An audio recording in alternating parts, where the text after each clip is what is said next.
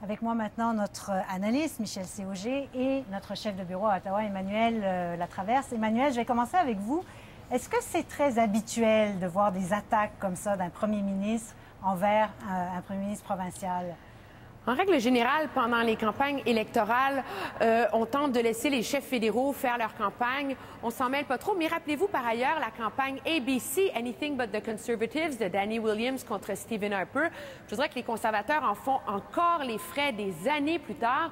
On a beau dire que le torchon brûle entre libéraux et conservateurs en Ontario. Ce qu'il y a de remarquable, c'est que Kathleen Wynne a quand même gagné un mandat majoritaire il y a à peine un an. Elle a augmenté les appuis envers son parti en faisant campagne, entre autres, sur cet enjeu des pensions qui est au cœur du litige. Je voudrais que les conservateurs semblent faire le pari qu'en bout de ligne, tout ce crêpage de chignon, ça va passer au-dessus de la tête des électeurs et que ceux-ci vont voter avec leur poche, avec les baisses d'impôts, etc. Un peu comme si les conservateurs croient que leur plan, leur stratégie de 2006, de 2008, de 2011 va fonctionner dans l'environnement politique de 2015. Michel, est-ce que c'est très habituel? C'est pas très habituel, mais il ne faut pas oublier une chose. En dehors du Québec, les partis sont les mêmes. Quand on est membre du Parti libéral, on est membre au provincial et au fédéral. Alors, M. Harper, très clairement, fait le pari que l'électorat conservateur de l'Ontario aime pas Mme Wynne, aime pas son plan de pension provincial. Et par ailleurs, Justin Trudeau ne peut pas non plus aller trop fort avec Mme Wynne parce qu'il y a d'autres dossiers qui sont impopulaires. La privatisation d'Hydro One, de la Société d'électricité. Il y a des conflits avec les professeurs. Donc, le pari de M. Harper, c'est de dire, bon, je vais mobiliser mon monde, mes troupes, les conservateurs et utiliser Mme Wynne pour faire ça. C'est une stratégie qui peut marcher.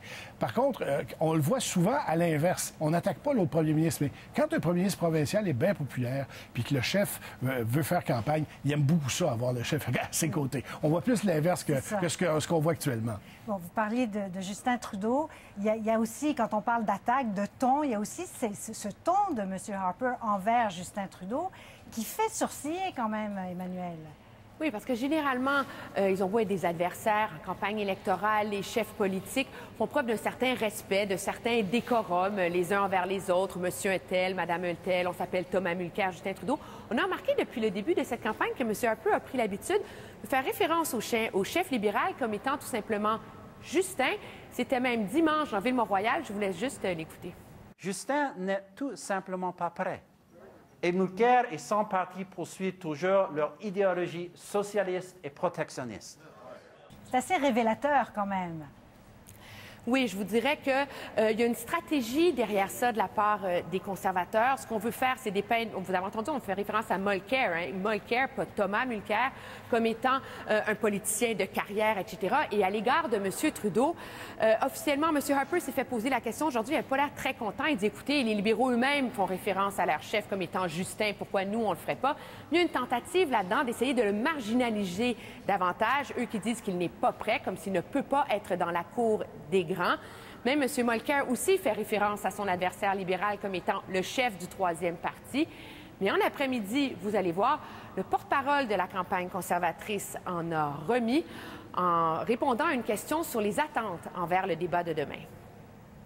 I think if he comes on stage with his pants on, he'll probably exceed expectations. But the lowering of those expectations is something that he's done for himself through his own statements and lack of policy.